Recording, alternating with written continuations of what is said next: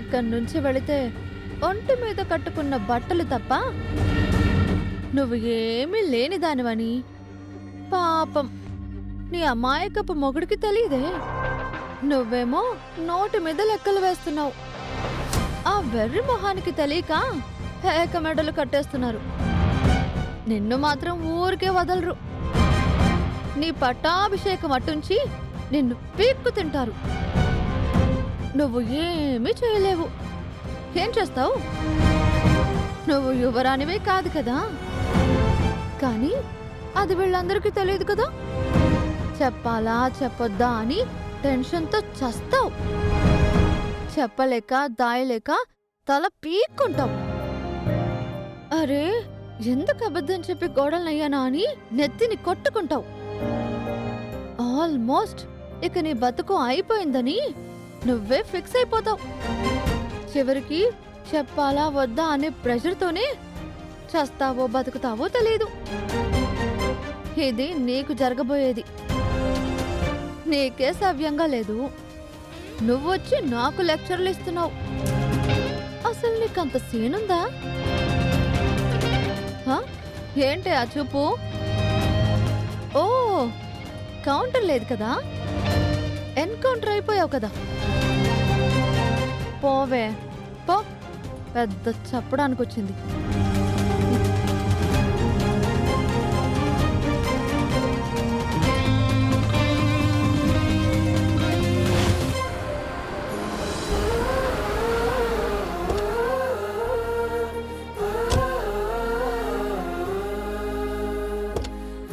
రా బాబు, జాగ్రత్త.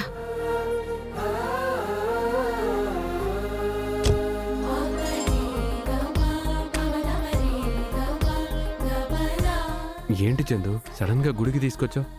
ఏం లేదు ప్రేమ్బాబు, మీకు ఆరోగ్యం కుదుటపడి మీరు పూర్తిగా కోలుకుంటే మిమ్మల్ని గుడికి తీసుకొస్తానని అమ్మవారికి మొక్కుకున్నాను. కోలుకున్నారు కదా, అందుకని మీతో పూజ చేయించడానికి తీసుకొచ్చాను.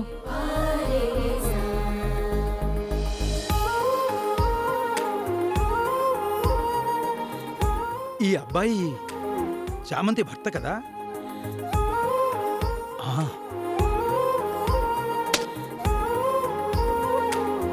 పద.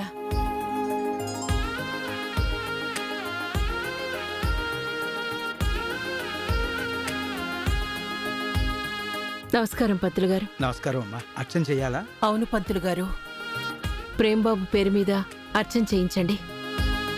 హరి ఓం శ్రీమన్ మహాగణాధిపతే నమః లక్ష్మీనారాయణాయ నమో నమః. హర నమః పార్వతీపతయే హర హర మహాదేవ శంభో శంకర.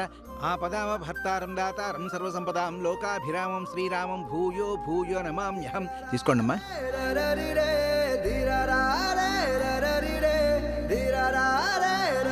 ఇప్పుడు మీ ఆరోగ్యం కుదుట పడిందా నాయనా?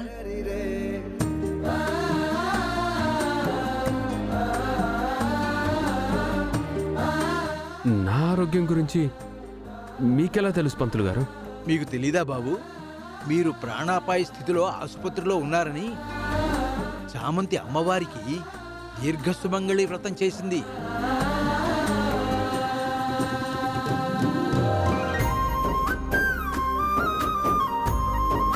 ఎంతో నిష్ఠగా నియమంగా వ్రతం చేసింది బాబు.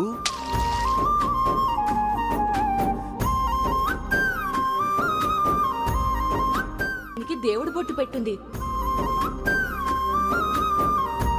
మీకు ఏ ప్రమాదం లేదన్నారని డాక్టర్ గారు చెప్పారని నాకొచ్చి చెప్పింది కూడా. ఆ క్షణాన మీరు బ్రతికారని ఆ ఆనందంతో ఎంత భావోద్వేగానికి లోనైందో నేను మాటల్లో చెప్పలేను. అలా ఎంతమంది ఉంటారు బాబు? అంతా మీ అదృష్టం. చామంతి ఏదో పూజ చేసింది అనుకున్నాను. దీర్ఘ సుమంగళి వ్రతం చేసిందా? వస్తాం పంతులు గారు. దీర్ఘ సుమంగళి భవ.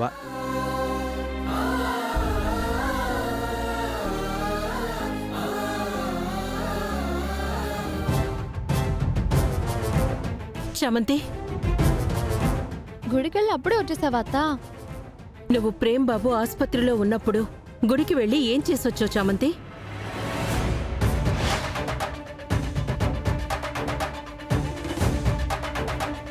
నిన్నే అడుగుతుంది.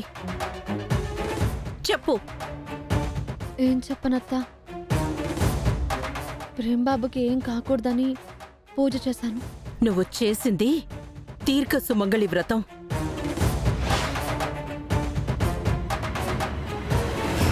నీతో వ్రతం చేయించిన పంతులు గారే మాకు చెప్పారు. ఏం చెప్పారత్తా? ఇదే చెప్పారు. ఇంకేం చెప్పారనుకుంటావే? ఆహా, ఏం లేదు. దీర్ఘ సుమంగళి వ్రతం భర్త కోసం భార్య చేస్తుంది చామంతి. మరి నువ్వెందుకు చేసావు చామంతి? అవునా అత్తా? ఆ, నాకు నాకు నాకు తెలీదు. ప్రేంబాబు పరిస్థితి పంతులు గారితో చెప్పాను. ఆయనే ఆ వ్రతం చేస్తే ఫలితం ఉంటుందని చెప్తే ఇంకేం ఆలోచించకుండా చేస్తానని చేసేసానత్తా. నువ్వు చేయటం తప్పని నిన్ను నిందించటం లేదు చామంతి. ప్రేంబాబుని నువ్వు నీ భర్తగా భావించబట్టే కదా తనని బతికించుకోవడానికి చేశావు. మనసులో ప్రేంబాబు మీద ఇంత ప్రేమని పెట్టుకొని నీలో నువ్వే నరకం అనుభవించటం దేనికన్నదే నా బాధ చామంతి. ఇంకా దాచుకోడాలు వద్దమ్మా. నేనిప్పుడే వెళ్ళి ప్రేంబాబుతో మాట్లాడతాను. ఏదో ఒకటి చేసి మీ పెళ్లి చేసేస్తాను. ఆగత్తా, ఆగత్తా. ఏంటి చామంతి? ఇది సమయం కాదత్తా. ప్రేంబాబు పైన పడిన మచ్చ పోయేంత వరకు మనం ఎలాంటి నిర్ణయాలు తీసుకోకూడదు. అలా చేస్తే అయ్యగారు నిషామ్మకు మాటిచ్చిన దానికి వ్యతిరేకమవుతుంది. కరెక్టే, కాని నిషా చెప్తుంది నిజం కాదని మనం నమ్ముతున్నాం కదా చామంతి. మనం నమ్ముతున్నామత్తా, కానీ అది అబద్ధం అని ఇంట్లో వాళ్ళందరికీ నిరూపించాలి కదా. ఉమ్, అందుకే చెప్తున్నాను, దాని బండారం బయట పెట్టే వరకు ఏం చెప్పొద్దత్తా. సరే చామంతి, నువ్వు చెప్పేది సబబుగానే అనిపిస్తున్నా ఇంకా ఎన్ని రోజులని మీకీ వేదనని నన్ను వేధిస్తోంది. ఏం చేస్తావమ్మా? అయ్యగారు చెప్పిందాన్ని దృష్టిలో పెట్టుకోవాలి కదా.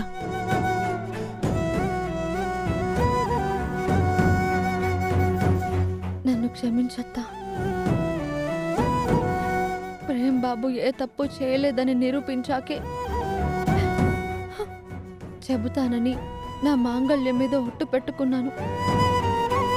అందుకే చెప్పలేకపోతున్నాను. క్షమించు, క్షమించు ప్రేంబాబు.